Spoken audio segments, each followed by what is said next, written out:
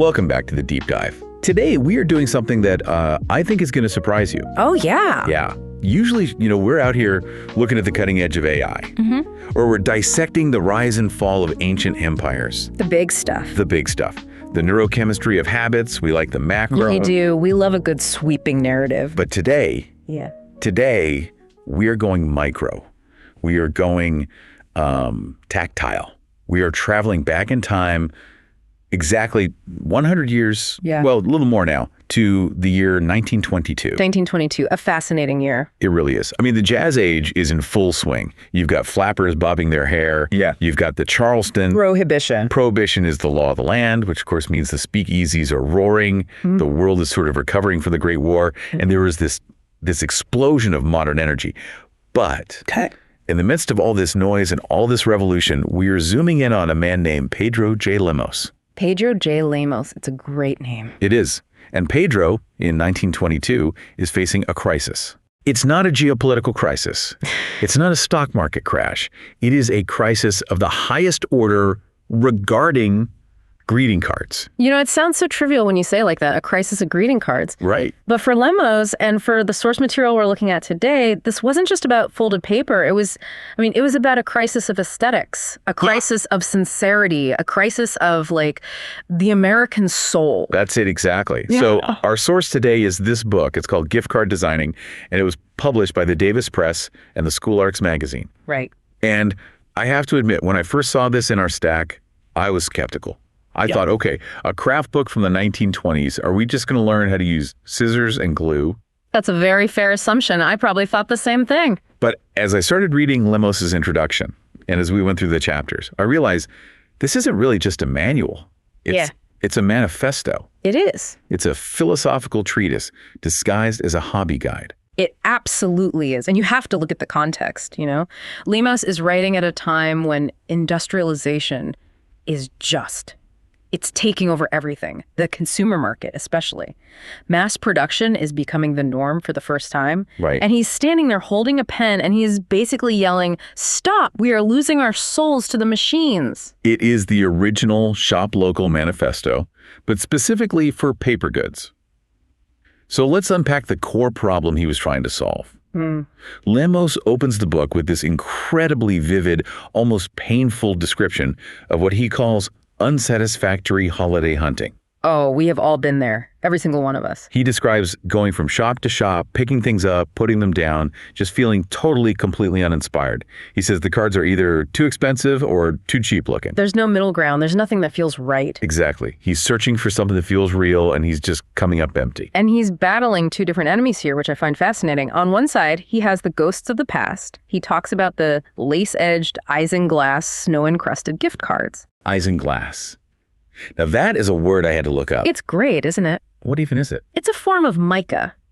So these thin, transparent sheets of a mineral that look like glass, they were super popular in the Victorian era for stove windows. Right. And apparently for very fancy greeting cards. But they're brittle, they're delicate, and to Lemos, they just represent something dead, something out of touch. He compares them to horsehair sofas and wax flowers in a glass dome. Which is a savage burn in 1922. I mean, that is the most damning thing you could say about an object's style. It really is. He's saying that's grandma stuff. That's dusty. That belongs in a museum, not in a modern mailbag. Exactly. So that's enemy number one, the fussy, outdated Victorian aesthetic. But if the old stuff is too dusty, the new stuff is, in his eyes, even worse. And this is where the true villain of our story enters. The gingerbread tinsel card. Gingerbread tinsel. What a phrase. Just paint me a picture. What exactly is he targeting with that? He's targeting the post-World War I flood of cheap imports. This is really key. He explains that prior to the war, America was just swamped with these cards made in European factories. And he specifically uses the term sweatshop methods.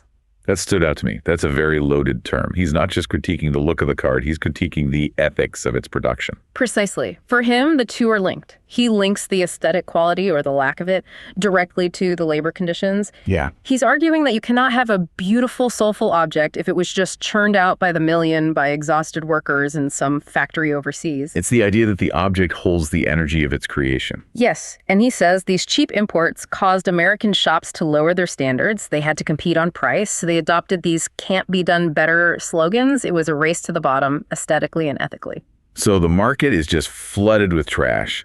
The old handmade, fussy stuff is dead. The new mass-produced stuff is soulless. So what is the mission? What is Pedro J. Lemos proposing we do about this greeting card crisis? His mission is, well, it's radical. He wants to seize the means of production. I was going to say, it sounds very Marxist. It has that flavor. He wants to take the greeting card industry out of the factory and put it squarely into the school art room and onto the home desk. He believes that if you want a card that actually means something, that has any sincerity at all, you have to design it yourself. And this leads us to what I think is the most surprisingly modern, almost hipster-ish part of this whole text. I know exactly what you're going to say. The concept of hyperlocalism. Or as he puts it, the Squashville argument. Yes. Squashville. Yeah. I just love that he uses that name. It's so perfectly evocative. It's fantastic. It's any town, USA. So he writes, and I have to quote this, "It is just as foolish for me to send you a card from California with a homecoming sleigh scene having snow-burdened roofs for a background as it would be for you to send a decoration unrelated to your environment." This is the core of his entire philosophy. And it's actually, I think, quite profound when you stop and think about it for more than a second. Unpack that. How so? Well, think about what we consider standard holiday imagery. Even today, 100 years later, if you go to a store in Miami or Phoenix or San Diego in December, what do you see on 90% of the cards? Snow. Sleighs. Pine trees. Maybe a little Dickensian London street scene. People in heavy coats and scarves. Exactly. We have adopted this generic, imported, frankly, Northern European visual language because we think that's what a card is supposed to look like. We've completely decoupled the image from our reality. We've accepted a default setting that doesn't apply to most of us. Perfectly put. And Lemos is planting a flag here and saying, no, authenticity matters. Your reality matters. He says, let's use motifs and scenes and wording which create the charm of our home section. Right. If you live in California, draw an orange grove against a blue sky. If you live in Arizona, draw a saguaro cactus with a little Santa hat on it. Okay, maybe not the Santa hat. Lemos might find that a bit gaudy. Fair point. He'd want a more tasteful cactus. But you get the idea. If you live in a bustling city like Chicago, draw the skyline reflected in a frozen puddle. He argues that a card that reflects the sender's actual environment is doubly welcomed by the recipient. Because it transports them. It's a genuine window into the sender's world. Exactly. If I send you a generic card with a stock photo of a bauble on it, I'm sending you a piece of paper that fulfills a social obligation. If I send you a simple sketch of my front porch in the rain with the cat looking out the window, I'm sending you a piece of my life. I'm sending you my context.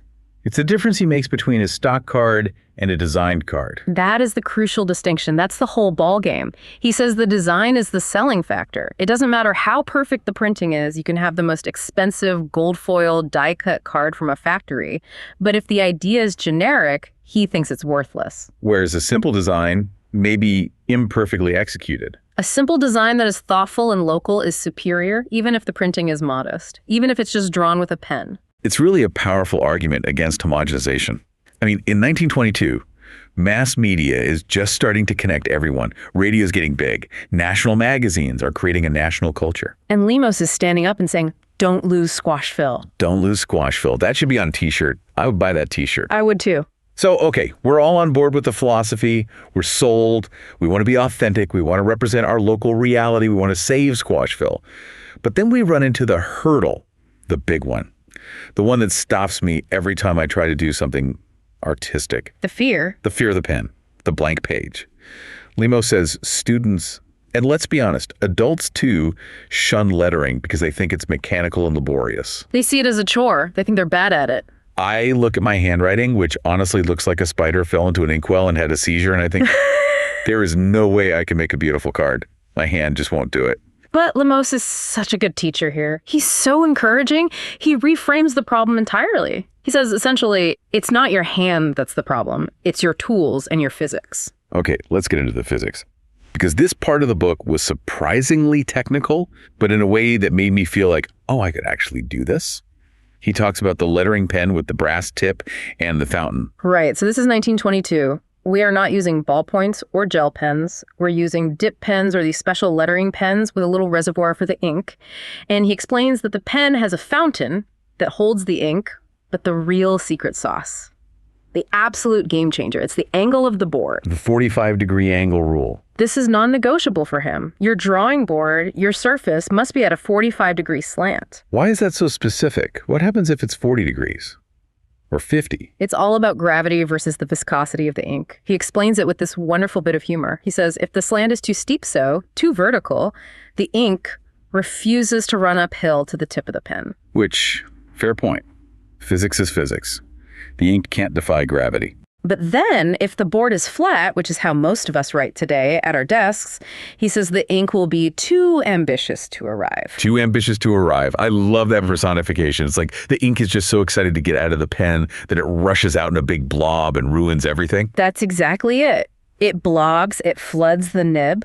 The 45-degree angle creates the perfect equilibrium. It creates just enough resistance so that the ink flows at a controllable, steady speed. So if you've ever tried calligraphy on a flat desk and failed miserably, which I have, it probably wasn't your fault. It was the angle. That is honestly mind-blowing, that one tip. I'm going to go find a protractor and tilt my desk immediately after this. You should. And the second technical rule, which is just as important, is about pressure. Right. He says no pressure. He says it's not necessary to press down hard. The pen, the nib, is designed so that downward strokes are naturally wide because of the shape of the tip, and upward or sideways strokes are naturally thin. If you just trust the tool, it does the work for you. That feels like a life lesson. Trust the tool. Don't press so hard. It really is. He's basically teaching mindfulness through lettering. If you press, you splay the nib, you ruin the ink flow, and you cram your hand, it becomes a struggle. But if you relax... If you relax and let the pen do what it was designed to do, it becomes satisfying. He says students have to be bribed to do anything else once they get the hang of it because it stops being a struggle and starts being a flow state. Okay, so that's the mechanics. But what about making it look, good, not all wobbly and crooked? He talks about plumb lines. Yeah. This sounded like we were building a house. Well, in a way, you are. You're building a structure of words. It's architectural. He advises ruling very light vertical lines with a pencil so that your letters don't get off their feet. Off their feet. Another great Lemosism. Isn't it? Imagine your letters are people standing in a line for a photograph. If the H is leaning left and the E is leaning right, they all look a bit drunk. They look unstable. The plumb lines are like the photographer saying, okay, everyone, stand up straight. It keeps the whole composition looking solid and professional. And this leads into his bigger design principle, which is unity. Unity is everything. It's the difference between a ransom note and a piece of design text. Right. He says if the first letter you draw has a little flourish on the end of the stroke, then all the letters must speak that same visual language. You can't have one fancy letter and one plain one. The weight of the strokes has to be consistent. You are creating a visual system, a family of letters, even if it's just for 3 words like Happy New Year. And you have to plan it all out beforehand. He has a whole section on creating the dummy. The dummy, which is just a rough plan, a sketch. You never just start inking on your good paper. You make a practice version. You check your margins. He's very, very particular about margins. Why so much emphasis on the empty space? Because he says good lettering is often ruined by bad spacing. The white space, the negative space, is just as important as the letters themselves. It gives the words room to breathe. It guides the eye. A crowded card feels anxious. A well-spaced card feels calm and confident. Okay, so we've got our pen. We've got our 45-degree angle. We're trusting gravity. We've planned our dummy. Now we need to talk about color. Because Pedro J. Lemos has some very, very strong opinions about what looks good and what looks cheap. He is a man of taste, a man of quiet taste, and his great enemy is the gaudy. He hates the gaudy. He has a real vendetta against it. He really does. He warns against crude colors. He feels that the commercial market, the gingerbread tinsel market, is just shouting at people with bright, vibrating reds and clashing greens. His solution, his aesthetic, is to use subdued or grayed tones. Grayed tones? Does that just mean he wants everything to look dull and gray? Not dull, never dull, sophisticated. Think about the difference between a pure fire engine red and a rich brick red. Or a highlighter green versus a soft sage green. Okay, I see. The grade tone has more complexity. It has depth. He thinks the grade tones look richer, more elegant. They don't scream for attention. I think there's something deeper here, too. In our prep, we talked about this idea of visual mindfulness. Yes. Think about the era, the Roaring 20s. Everything is getting louder. Jazz music is loud. The cities are getting louder with cars and construction. Advertising is getting more and more aggressive. Lemos is pushing for a quiet aesthetic in a loud world. So a grade tone doesn't shout at you from across the room. Exactly. A bright, pure color demands your attention. It says, look at me, I'm the most important thing here. A subdued color invites you in. It asks you to pause and look closer. It assumes the viewer has taste. It treats the recipient with a kind of intellectual respect. I love that. The color palette itself is a gesture of respect. It is. And on a practical level, he suggests testing your colors by laying little strips of painted paper side by side before you ever touch your final card. Don't commit to a color scheme until you see how the neighbors get along. That's good advice for life, really. Yeah, the neighbors get along. Let's look at the materials he suggests, because some of these are quite specific to the craft at the time. Vegetable parchment paper. It sounds like something you'd cook with, doesn't it? It does. I picture wrapping a fish in it. But no, it's a high-quality treated paper. It's very durable. It's semi-translucent, and it has this beautiful, slightly mottled texture. It just feels expensive and important in your hands. And then there's leather tooling. Yeah. But on paper, how does that work? This is a fascinating technique, and it's so clever. He suggests taking a blunt metal point, like a stylus or an empty ballpoint pen, and working on the back of the paper. You essentially draw your design, pressing firmly, and it pushes the paper forward, creating a raised, embossed surface on the front. So it's like DIY embossing. Exactly. Yeah. If you want a fancy initial M for Merry Christmas, you tool it from the back. It pops out in 3D. It catches the light. It adds this amazing tactile dimension to the card that ink alone can't achieve. You want to run your finger over it. That's brilliant. And he does allow for gold and silver watercolors. But, and here's the classic Lemos caveat, only with proper restraint. Proper restraint. I love that phrase. It's like you can have a little sparkle, but for goodness sake, don't blind them. If you use too much gold, you're right back in gingerbread tinsel territory. A little goes a long way. A very long way. Now, he does admit that one thing sells really well, even if it goes against his high art grade tone sensibilities just a little bit, the humorous trend. He's a pragmatist. He knows his audience. He admits that a bit of verse with a smile is often a bestseller. People like to laugh. But he has a very important warning. He says, you must avoid the comic Valentine look.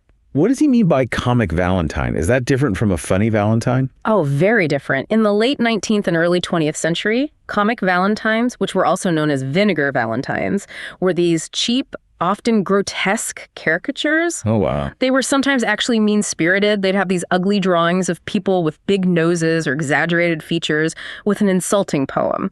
They were the trolls of the greeting card world. So Lemos is saying you can be funny, but don't be cruel and don't be ugly. Exactly. Keep it classy. Keep it well-designed. He says the humor must be well-planned. So witty, not slapstick. Clever, not crude. Right.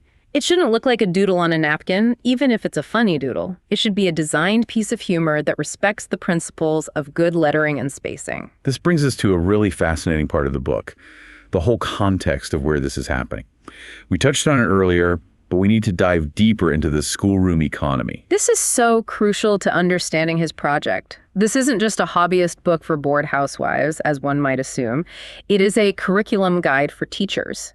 And Lemos has this incredible vision of the school art class functioning almost like a mini corporation. It's incredibly progressive educationally.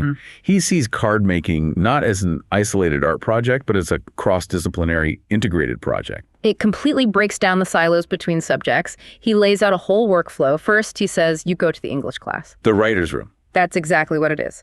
The English students write the verses. They study meter, they study rhyme, they study how to convey sentiment concisely. They produce the copy for the enterprise. So they're the copywriters. They're the copywriters. Then the copy goes to the art class, which functions as the design agency. They select the best half-dozen verses and create the designs, the illustrations, the lettering to match the tone of the words. So the art students are illustrating the writer's work. Yeah. That's real collaboration. Yes. And then it gets even more professional. He suggests getting in touch with a local engraver to have them come in and teach the students about drawing for the industries. Drawing for the industries. That sounds very serious, very vocational. It is. He wants students to learn how to prepare a file or, a drawing for professional reproduction. You have to understand how the printing camera works, how the plate is made. You can't just draw whatever you want. You have to draw within the technical limitations of the printing process. That's a real-world skill. A hugely valuable one. And finally, if the school is lucky enough to have a printing department, then they cooperate on the final production. They mix the inks. They run the press. They handle the quality control. It is a complete vertically integrated factory right there inside the high school. That is incredible. Yeah. And he doesn't stop there. He even suggests monetization. He's very pragmatic about it. He talks about using the card sales to raise funds for some worthy enterprise, like buying new books for the library or funding a school trip. But he also takes it to the individual level. He does. He says that successful individual students can find remuneration, I love that word, in designing for friends and neighbors. He's encouraging entrepreneurship. He's basically telling high schoolers in 1922 to start an Etsy shop, to start a side hustle. That's exactly what he's doing. He's telling them, this is a real job. You can be a freelance illustrator right now. Yeah. He genuinely believes that a talented high schooler in Squashville, armed with local knowledge and good taste, can out-design a giant factory in Dresden or London. It's so empowering. It really reminds me of the modern creator economy. The tools have changed. We have iPads and Procreate and Etsy instead of lettering pens and linoleum blocks, but the fundamental spirit is identical. It is. It's the belief that your individual creativity, your unique point of view, has real economic and cultural value, and you don't need permission from a big company to share it. Let's talk about the specific holidays he covers. Because in 1922, the calendar of card giving was a little different than it is for us today. It was, yeah. The hierarchy of holidays was definitely different. Obviously, we have Christmas. That's the big one. The standard bearer. Of course. And for Christmas, he focuses on plate 5 in the book, which shows all these beautiful panel decorations and initial letters.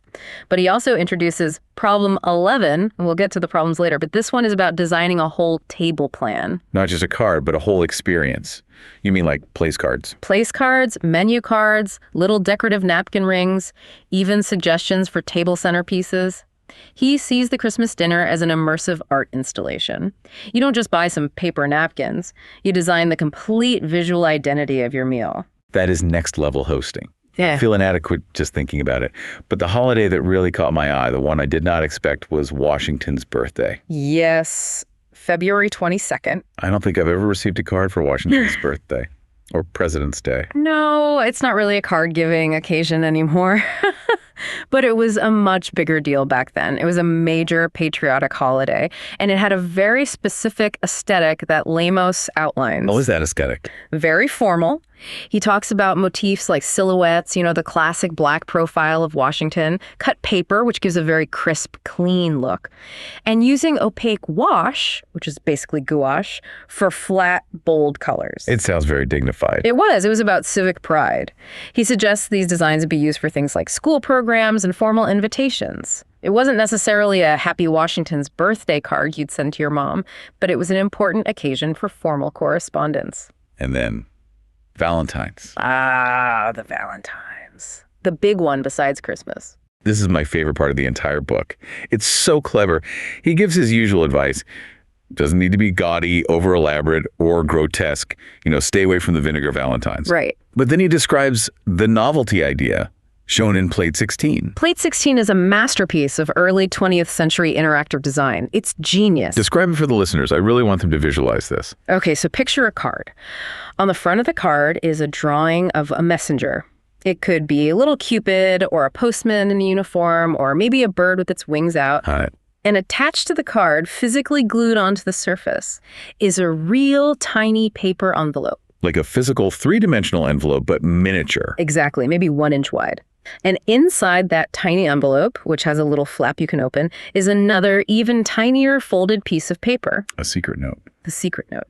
To read the message, the recipient has to physically interact with the card in a complex way. You have to use your fingers to pinch the tiny envelope, carefully lift the flap, pull out the tiny note with your fingertips, and unfold it. That is so adorable, but it's also brilliant design. It's not just cute. It hits on exactly what he was saying about the singing bird sentiments of the Victorian past, that desire for surprise and delight. But he's doing it with simple paper and craft, not cheap, breakable mechanics. It creates this wonderful moment of intimacy and focus. Because you have to lean in. You have to pay close attention. You have to focus. You have to use your fingertips with care. It transforms the card from a passive image you just look at into an active experience. It's a little puzzle, a gift. I was thinking about this in modern terms. Is the modern equivalent putting a QR code on a card that links to a video? Oh, that's an interesting question. But I'm going to say emphatically no. That is the anti-Lemos. Okay, why?